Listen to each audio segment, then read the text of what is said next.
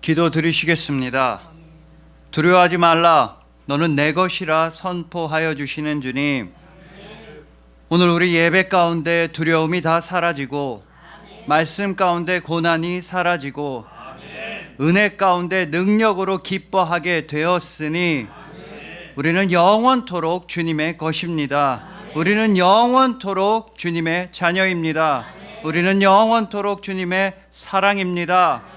성육신이시며 십자가와 부활이시며 구원이시며 능력이시며 사랑이신 우리 주님 예수 그리스도의 이름으로 기도합니다. 아멘. 자, 오늘은 너는 내 것이라 라는 말씀으로 주님의 은혜를 함께 나누도록 하시겠습니다. 여러분, 하버드 대학교의 인생 비결 또는 하버드 대학교의 행복 연구라고 알려진 연구가 하나 있습니다. 로버트 윌딩거라고 하는 하버드 대학교 의대 교수님이 1938년도에 연구를 시작하신 겁니다. 도대체 행복한 사람들은 왜 행복할까? 행복한 사람의 이유는 뭐고, 사람이 행복해지려면 도대체 뭐가 필요할까? 이 연구를 1938년도에 시작하셨습니다. 남자 724명을 대상으로 연구를 시작했는데 무려 75년 동안 계속해서 추적해서 그 사람들을 추적해서 조사해 본 겁니다. 물론 이 교수님 혼자 한 게 아니라 연구팀이 대대로 거의 대를 이어서 75년 동안 724명의 남자들을 끊임없이 관찰하면서 도대체 행복한 사람들은 왜 행복할까? 그 이유를 찾아보려고 한 겁니다.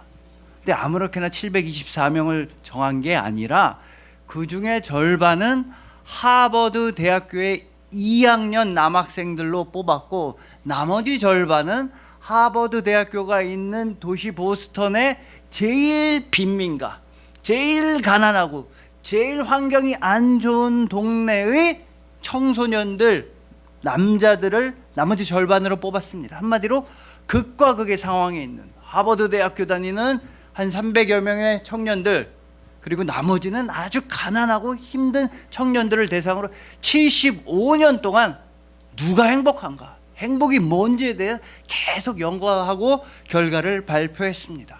그 결과 사람이 행복해지기 위해서는 돈은 거의 영향이 없었다고 합니다. 사람이 행복해지기 위해서는 타고난 재능, 타고난 IQ 거의 영향이 없었습니다.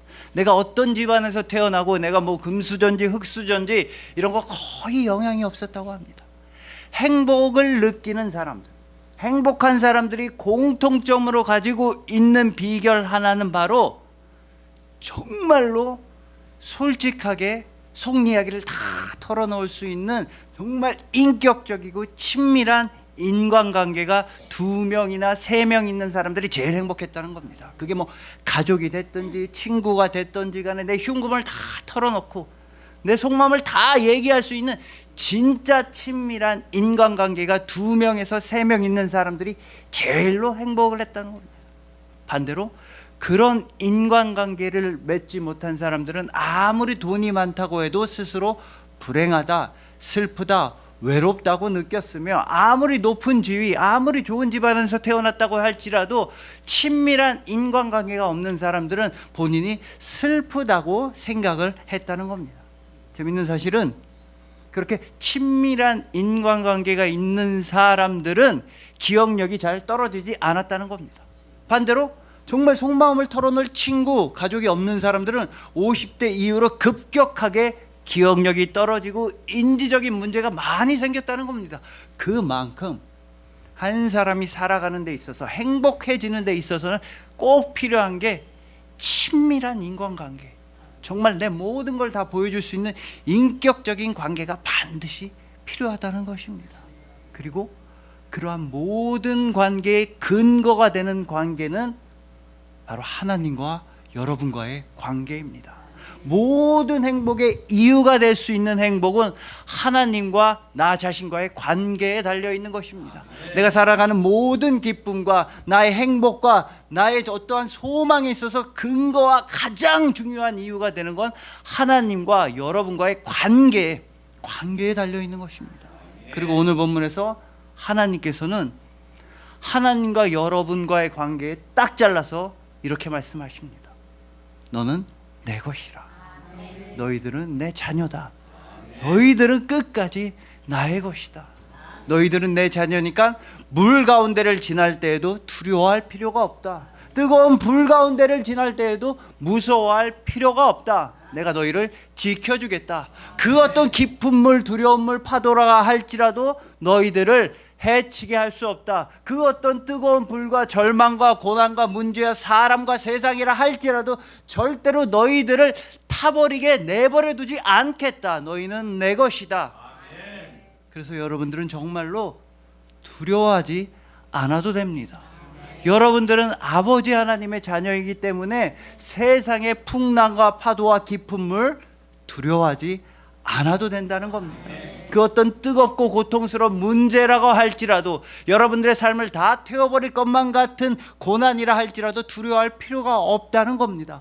왜냐하면 그 모든 깊은 물과 그 모든 뜨거운 불을 우리 대신 예수님께서 당하셨기 때문입니다. 예수님은 십자가 위에서 그 물과 피를 다 흘리시면서 우리의 죄악을 대신해서 짊어지시고 우리의 사망을 대신해서 짊어지시고 우리의 모든 고난과 절망과 저주를 대신해서 다 짊어지시고 우리 대신에 십자가에서 죽으셨습니다. 그래서 여러분들은 아무런 두려움이 없는 하나님 아버지의 자녀이며 여러분들은 물불을 가리지 않으시는 예수 그리스도의 사랑이며 여러분들은 절대로 잊혀지지 아니하는 예수 그리스도의 사랑이며 여러분들은 정말로 끝까지 포기되지 않는 절대로 버림받지 않는 우리 주님 예수 그리스도의 사랑이신 것입니다. 그래서 오늘은 오늘 본문 말씀을 통해서 너는 내 것이다. 내가 너와 함께 하겠다. 너희는 나의 자녀라고 말씀하시는 아버지 하나님 앞으로 순전한 믿음, 순전한 기쁨, 순전한 감사함으로 나아가는 우리 모두가 되기를 소망해 봅니다. 예수님께서 친히 당신의 생명은 내어줄지라도 그럴지라도 오직 여러분들과 함께 하기만 소원하셨던 우리 주님 예수 그리스도의 소원이신 여러분들을 주님의 이름으로 축복합니다.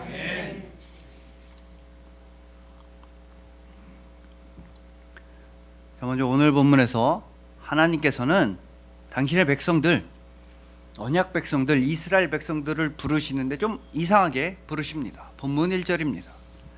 야곱아, 너를 창조하신 여호와께서 지금 말씀하시느니라.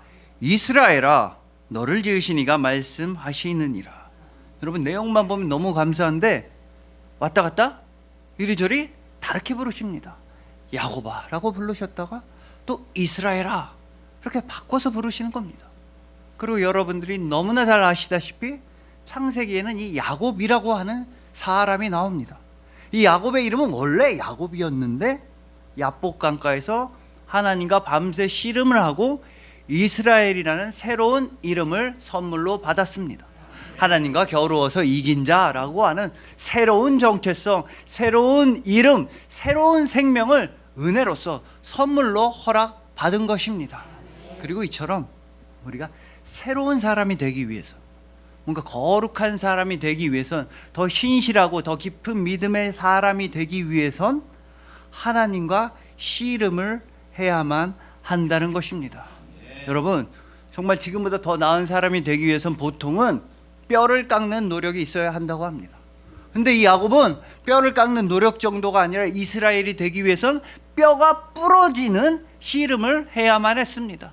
그래서 우리도 새로운 정체성으로 살아가기 위해선, 그리스도 예수 안에 새로운 피조물로 살아가기 위해선, 구원받은 그리스도인으로 살아가기 위해선 정말 뼈를 깎는 노력과 희생과 헌신이 반드시 필요한 겁니다. 물론 신앙생활 하나님의 은혜로 하는 것이지만 우리 역시도 최선을 다해 노력해야 한다는 겁니다. 여러분 한번 생각해 보십시오. 우리 인생에 있어서 우리의 육신과 우리의 마음과 우리의 영혼의 건강에 있어서 해로운 것들은 대부분 노력이 필요 없는 것들입니다. 술, 담배, 마약, 도박 이런 데 중독되는데 노력은 필요하지 않습니다. 도박에 중독되기 위해서 열심히 수능 공부를 해서 도박학과에 합격하고 4년 동안 도박학과 열심히 다니고 졸업해야 그래야 도박에 중독되는 거 아닙니다. 술, 담배에 중독되기 위해서 산에 올라가서 몇 년씩 연구를 드디어 나는 연구 끝에 담배에 중독됐어. 나는 술에 중독됐어. 이러지 않습니다. 여러분 도박에 중독시키려면 화투짝 지어주고 몇 판 이기게 해주면 30분 안에 중독될 수 있습니다. 술, 담배에 중독되는 거 몇 날 며칠이면 곧바로 아주 어렵지 않게 중독될 수 있습니다.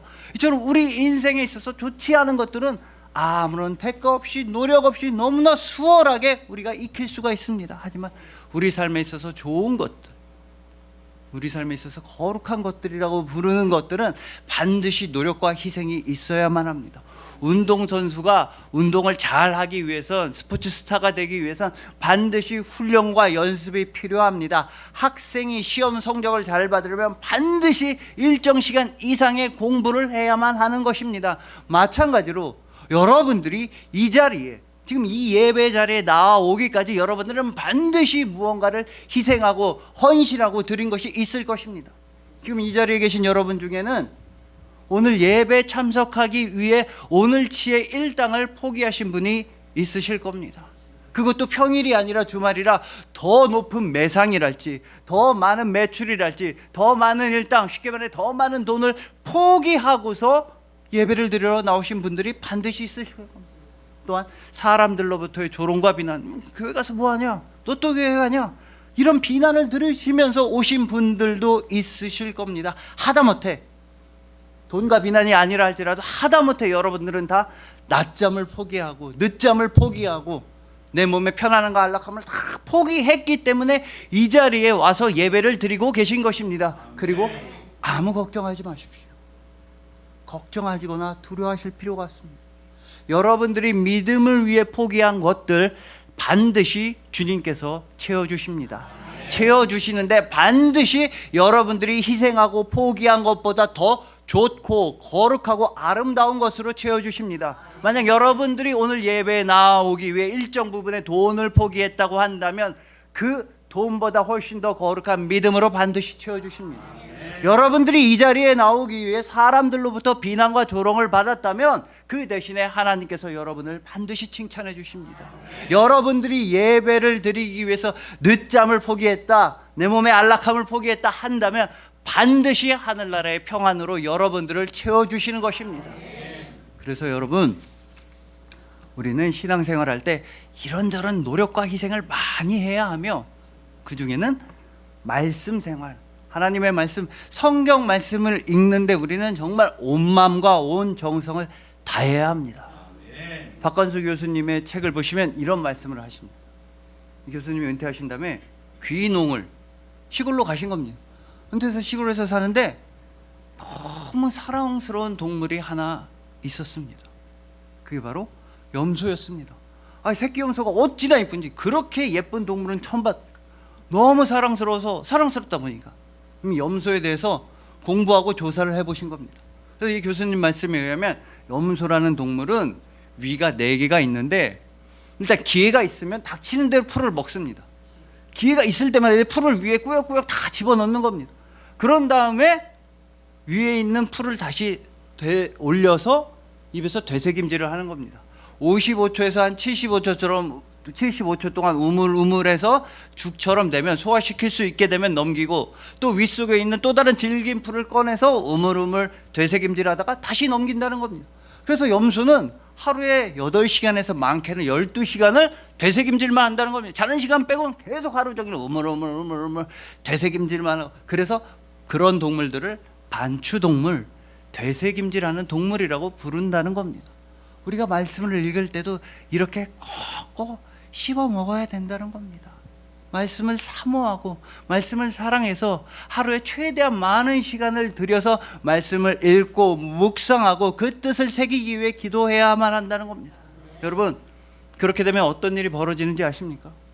여러분들이 말씀을 너무나 사모해서 예를 들어 창세기 1장 1절 말씀, 오늘은 이 말씀과 내가 승부를 봐야겠다. 그렇게 그 말씀을 두고 2시간 3시간이고 묵상하고 기도하고 또 묵상하고 또 읽고 그러면 어떤 일이 벌어지느냐, 마침내 그 말씀이 나의 것이 되지 않습니다. 그런 일은 절대 일어나지 않습니다.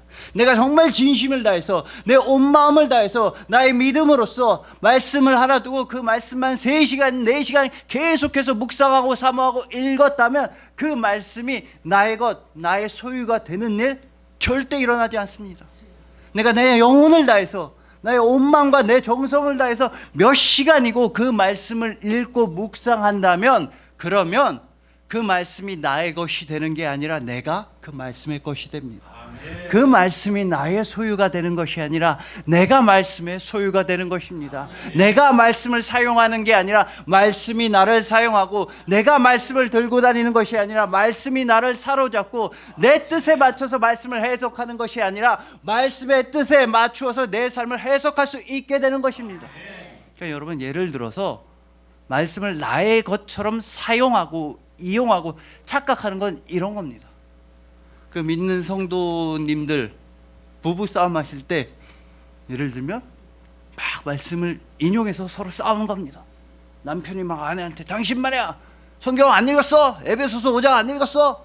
어디 아내가 말이야 남편한테 복종해야지. 그러면 아내도, 나도 읽었지 에베소서 5장. 거기 보니까 뭐 남편들아 아내 사랑하기를 그리스도께서 교회 사랑하듯 하라. 그래, 너도 예수님처럼 그리스도처럼 내가 못 박아줄게. 막 이렇게 말씀을 들고 싸우는 겁니다. 여러분, 그러나 저도 말씀을 사용해서 한마디 드리겠습니다. 부부싸움 할 때 말씀으로, 성경 말씀으로 싸우지 마십시오. 말씀을 사용해 보자면 히브리서 4장 12절을 보시면 하나님의 말씀은 좌우의 날선 어떤 검보다도 예리한 검이다. 관절과 골수를 찔러 쪼개기까지 하는 검이다라고 말. 근데 그 날카로운 검으로 부부끼리 서로 찌르면 어떻게 되겠습니까? 나중에 성경 말씀 인용하다 다 떨어지면 찬송가를 인용합니다. 아, 하나님의 은혜로 있을 데 없는 자. 찬송가까지 이용해서 서로 싸워. 그러지 마십시오. 여러분, 부부싸움 할 때는 하나님의 말씀을 이용해서 싸우지 마십시오. 부부싸움 할 때는요, 그냥 싸우십시오. 하나님의 말씀 뒤에 숨어서 서로를 찌르지 마시고 그냥 싸우십시오. 하나님의 이름을 방패 삼아서 뒤에 숨어서 서로 찌르지 마시고 그냥, 그래, 죄인들끼리 한번 붙어보자. 너도 죄인 나도 죄인. 죄인들끼리 그냥 한번 싸워보십시오. 여러분, 하나님의 말씀을 나의 것으로 이용하는 것은 내 주장을 펼치기 위해 말씀을 갖다 붙인다거나 나의 영향력을 높이기 위해 말씀을 사용하는 것, 그런 일입니다. 하지만 진심으로 말씀을 묵상하고 오랜 시간과 오랜 마음을 들여서 말씀을 읽게 되면 내가 말씀의 것이 됩니다. 내가 말씀에 사로잡힙니다. 그때는 정말로 그냥 말씀대로 살아가게 되는 것입니다. 말씀대로 실천하게 되는 것입니다. 내가 바로 살아있는 하나님의 말씀의 활자, 살아있는 글자, 그때 여러분들이 비로소 그리스도 예수의 편지가 되는 것이며 이 땅 가운데 드러나는 그리스도 예수의 향기가 되는 것입니다. 그러나 이 일이 너무나도 어렵습니다. 하나님의 말씀을 실천하는 것, 있는 그대로 살아가는 게 너무나도 어렵습니다. 그래서 오늘 본문 1절에서 하나님은 우리를 어떻게 부르십니까? 야곱아라고도 부르셨다가 이스라엘아 라고 부르시는 거예요. 우리는 야곱에서 다 이스라엘이 되었습니다. 우리 모두는 다 예수님을 믿고 사망에서 생명으로 옮겨졌으며 우리 모두는 다 예수님을 믿고 구원받은 그리스도인이 되었으며 우리는 다 예수님을 믿고 새로운 정체성, 그리스도 예수 안에 새로운 피조물이 되었습니다. 확실합니다. 하지만 그만큼 확실하게 우리 안에선 자꾸만 옛날 야곱의 모습이 올라옵니다. 자꾸만 옛사람, 자꾸만 욕심, 자꾸만 옛날 자아, 자꾸만 옛날 생각들이 우리를 올라와서 이스라엘로서 새로운 정체성으로 살아가지 못하도록 우리의 발목을 붙잡고 늘어지는 것입니다. 그래서 하나님의 말씀, 성경 말씀이 너무나도 우리에겐 필요합니다.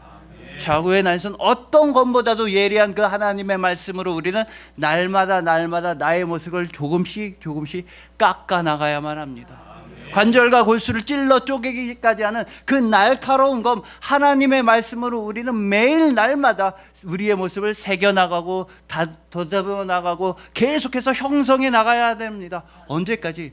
깎고 또 깎아서, 깎고 또 깎고, 다듬고 또 다듬어서 우리 안에 하나님의 형상이 빛날 때까지, 하나님 보시기에 힘이 좋으셨던 그 모습이 드러날 때까지, 바로 예수님을 온전히 닮은 그리스도인이 될 때까지 하나님의 말씀으로 우리 자신을 날마다 깎아 나가야만 하는 것입니다.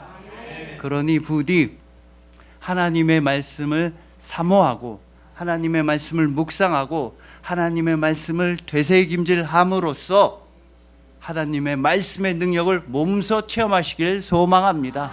말씀을 이용하는 것이 아니라 말씀에 사로잡히시고, 말씀을 나의 것으로 삼으려는 게 아니라 내가 말씀의 것이 되어서 하나님의 말씀, 살아있는 능력의 말씀의 활자, 예수 그리스도의 살아있는 편지가 되시길 소망하는 것입니다. 예수님께서 친히 말씀이 육신이 되어서 여러분들을 도와주시는 여러분들을 주님의 이름으로 축복합니다.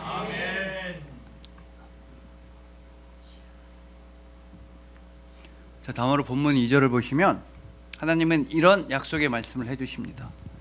너네가 물 가운데로 지날 때에도 내가 함께하고 도와주겠다. 그 어떤 뜨거운 불도 너네를 해치지 못하게 도와주겠다 라고 말씀하십니다. 구약에서 이런 대표적인 사례는 홍해를 가르시고 그 물 가운데로 지나가게 해주신 일이 있고, 불에 관해서라면 다니엘의 세 친구들, 그 뜨거운 풀물불 안에서도 하나님은 그들을 지켜주셨습니다. 하지만 다니엘의 세 친구들이 뭐라고 했습니까? 풀물불에 던져들기 전에 그때 그들이 했던 고백에 믿음의 본질이 있는 겁니다. 그리 아니하실지라도, 하나님께서 뜨거운 불 가운데서 지켜주지 아니하실지라도 우리는 하나님을 배신하지 않습니다. 우리의 목숨이 죽임을 당한다 할지라도, 타 죽는 한이 있어도 나는 하나님을 버리지 않겠습니다 라는 그 고백에 믿음의 본질이 있는 것입니다. 여러분, 그래서 이 믿음이라는 건 하나님께서 우리를 물 가운데서 지켜주셨기 때문에 우리가 하나님을 믿는 게 아니라는 고백입니다. 하나님께서 뜨거운 불 가운데서 우리를 지켜주셨기 때문에 우리가 하나님을 믿는 게 아닙니다. 예를 들어 하나님이 돈을 풍성하게 주셔서 나의 건강을 지켜주셨기 때문에, 나에게 많은 것들을 베풀어 주셨기 때문에 우리가 하나님을 믿는 게 절대 아니라는 겁니다. 여러분, 우리가 하나님을 믿는 건 하나님은 하나님이시기 때문에 믿는 겁니다. 하나님은 하나님이시기에 우리가 믿는 겁니다. 우리가 하나님께 예배를 드리고 경배를 올려드리는 건 마땅히 그분이 예배와 경배를 받으셔야만 하기 때문입니다. 하나님은 온 세상의 창조주이시며 주인이시며 왕이십니다. 그래서 모든 피조물들은 마땅히 하나님께 경배를 올려드려야 하기 때문에 드리는 것이지, 하나님이 우리에게 이것저것 다른 많은 것을 주셔서 그래서 하나님 땡큐, 저도 예배를 드릴게요, 저도 하나님 믿어줄게요, 이렇게 절대 아니라는 겁니다. 우리가 하나님을 믿는 건 오직 하나님이 하나님이시기 때문입니다. 그래서 J.D. 그리어 목사님께서는 기도도 두 가지 종류가 있다고 말씀하십니다. 종교적인 사람들이 하는 기도와 복음적인 사람들이 하는 기도가 있다는 겁니다. 종교적인 사람들은 기도를 이렇게 합니다. 하나님이 주시는 것들을 구하면서 기도합니다. 하나님이 주시는 돈이랄지 하나님이 주시는 성공을 바라면서 기도하면 종교적인 기도라는 겁니다. 반대로 복음적인 기도는 하나님을 구하는 기도입니다. 하나님이 주시는 다른 것들이 아니라 하나님만 구하는 기도입니다.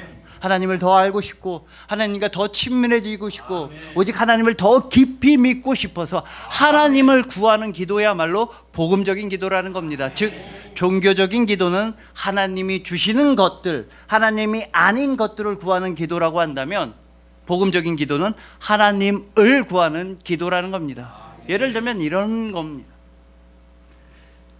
종교적인 기도, 하나님이 아닌 다른 것들을 구하는 기도는 하나님과의 관계를 비즈니스처럼 생각하는 겁니다. 일로 만난 사이처럼 생각합니다.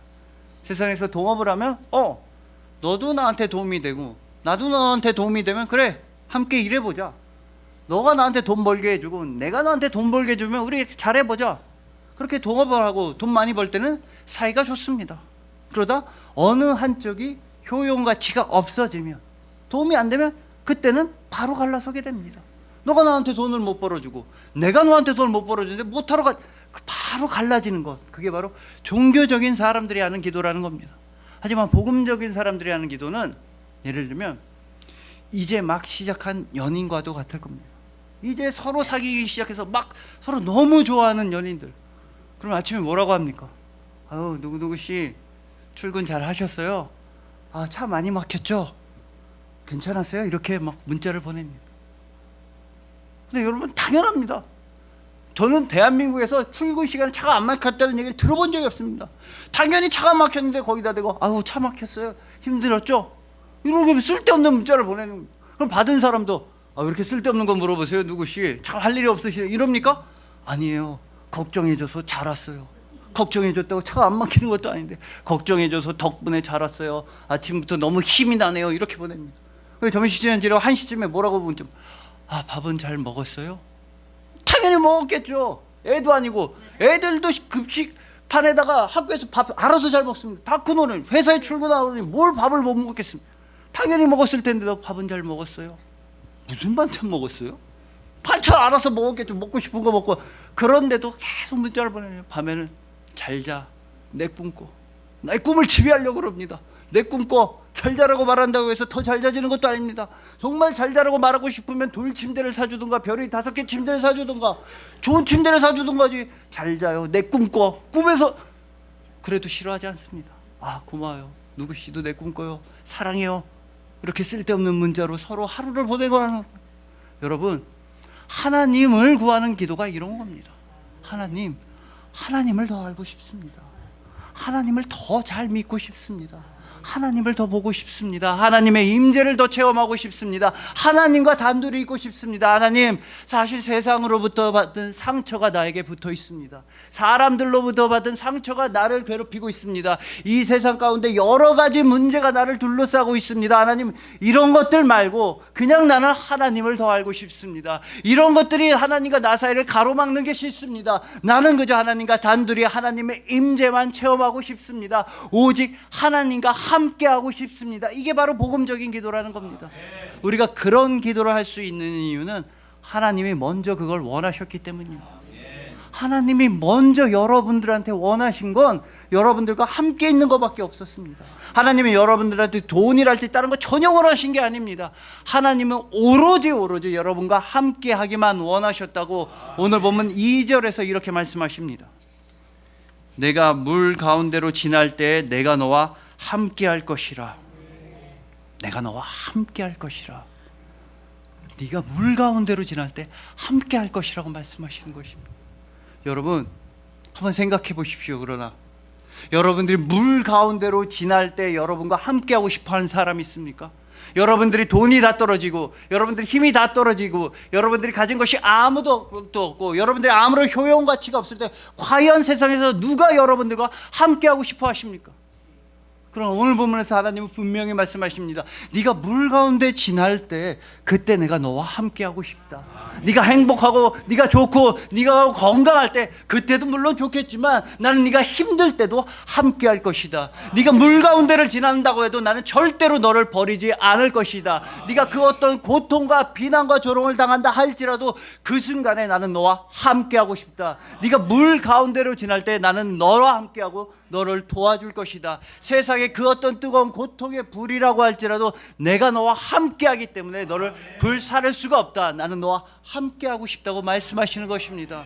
여러분, 정말로 그래서 하나님은 이 땅에 오셨습니다.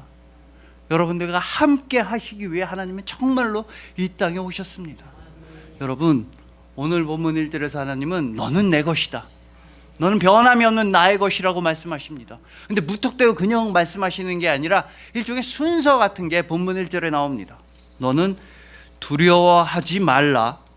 내가 너를 구속하였고 내가 너를 지명하여 불렀나니 너는 내 것이라. 너는 두려워하지 말아라. 내가 너를 구속하였다. 그래서 너는 내 것이다 말씀하십니다. 이 세 가지 말씀은 모두 우리 주님 예수님을 가리키고 있습니다. 여러분, 예수님께서 성육신하실 때, 이 땅에 태어나실 때, 그때 제일 많이 나왔던 말씀이 바로 무서워하지 말라, 두려워하지 말라였습니다.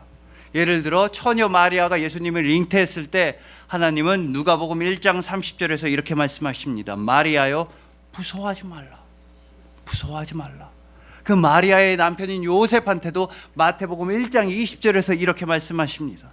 다윗의 자손 요셉아, 내 아내 마리아 데려오기를 무서워하지 말라, 무서워하지 말라.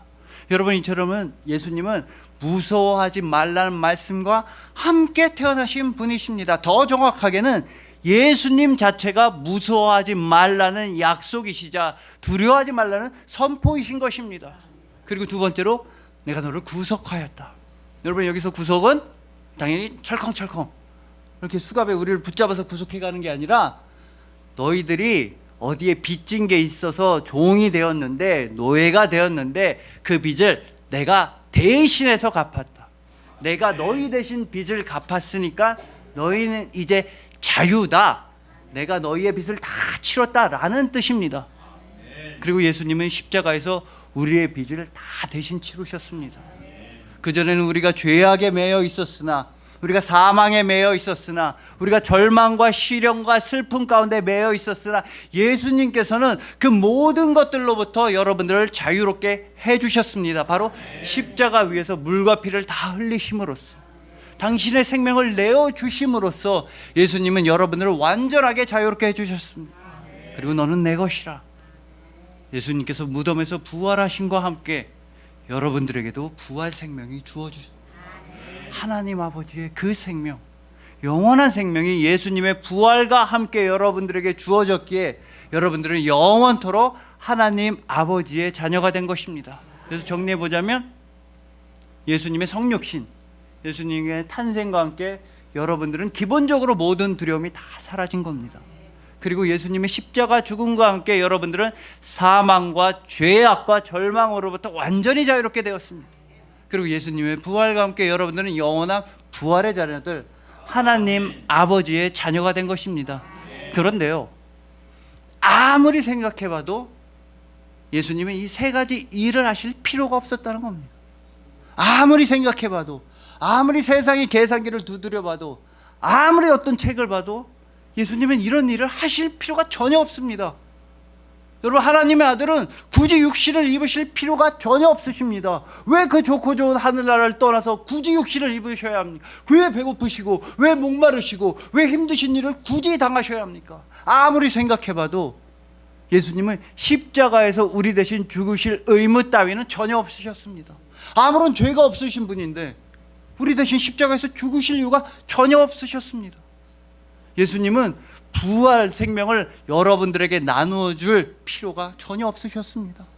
예수님 혼자 누리고 있으셨던 그 영광과 그 생명과 그 하늘나라를 여러분들한테 베풀어 주실 의무, 이유, 필요 전혀 없으셨습니다. 그러나 성경이 증언하는 이유는 딱 하나밖에 없습니다. 예수님은 진짜로 여러분들을 사랑하십니다. 예수님은 진짜로 여러분들과 함께 있고 싶으셨습니다. 예수님은 정말로 여러분들이 하늘나라에 없는 걸 참으실 수가 없으셔서, 여러분들이 육신 가운데서 고통당하는 걸 참을 수가 없으셔서 스스로 육신을 입으셨습니다. 예수님은 그런 의무 따위 전혀 없으셨지만, 아무런 죄가 없으셨지만 우리 대신 십자가에서 죽임을 당하셨습니다. 우리가 죽는 걸 두고 보실 수가 없으셨던 겁니다. 그리고 예수님은 그 영원한 부활 생명을 여러분들에게 넘치도록 베풀어 주셨습니다. 그래서 예수님은 지금 이 순간부터 영원까지 여러분과 함께 하십니다. 예수님은 성육신하시며 십자가에서 죽으시며 무덤에서 부활하신 만큼 진짜로 여러분들을 사랑하시기 때문입니다. 그리하여 하나님의 말씀으로 날마다 나 자신을 다듬고 또 다듬어서 그리스도 예수의 살아있는 글자, 바로 예수 그리스도의 향기가 되시는 여러분들, 하나님이 아닌 다른 것들이 아니라 오직 하나님을 구하는 기도, 하나님 단둘이 더 함께 있고 싶습니다. 오직 하나님을 구하는 기도를 드리시는 여러분들, 예수 그리스도의 성육신을 통해 모든 두려움이 사라지시고 예수 그리스도의 십자가를 통해 모든 죄악으로부터 자유롭게 되시고 예수 그리스도의 부활을 통해 영원한 아버지 하나님의 자녀로 확증되신 여러분들을 진심으로 사랑하고 축복합니다. 기도드리시겠습니다. 두려워하지 말라. 너는 내 것이라 약속하여 주시는 주님, 세상과 문제와 고난 속에서 두려워하던 우리에게 성육신의 능력으로서 모든 두려움을 사라지게 하여 주셨습니다. 죄악과 죽음에 매여 있었던 우리를 십자가 보혈의 은혜로서 완전히 자유하게 해주셨습니다. 부활의 영광으로서 우리를 영원한 아버지의 자녀가 되게 하여 주셨습니다. 언제나 그렇듯이 모든 것이 주님의 사랑입니다. 그 사랑에 감사하여 말씀을 사모합니다. 말씀을 묵상하고 날마다 말씀을 반추하고 되새김질하여서 이제는 내가 말씀에 사로잡히며 이제는 내가 말씀의 소유가 되고 언제 어디서나 말씀을 실천하며 예수 그리스도의 편지가 되어 승리하겠습니다. 주님의 말씀만이 우리 발의 등이요 우리 길의 비침을 감사함으로 고백합니다. 언제나 하나님을 구하는 기도로서 하나님과 더욱더 깊은 교제와 소통과 친밀함의 관계로 들어서겠습니다. 하나님이 아닌 것들을 구하지 아니하고 하나님이 아닌 것들은 끊어내고 오직 하나님을 하나님이라 부르며 하나님을 아버지라 부르며 하나님이 하나님이라 감사하며 하나님이 하나님이시라 경배를 올려드리며 하나님이 하나님이시라 진실로 믿습니다. 사랑하는 아버지라 부릅니다. 사랑이 여기 있나니 우리가 바로 사랑입니다. 성육신이시며 십자가와 부활이시며 구원이시며 능력이시며 사랑이신 우리 주님 예수 그리스도의 이름으로 기도합니다. 아멘.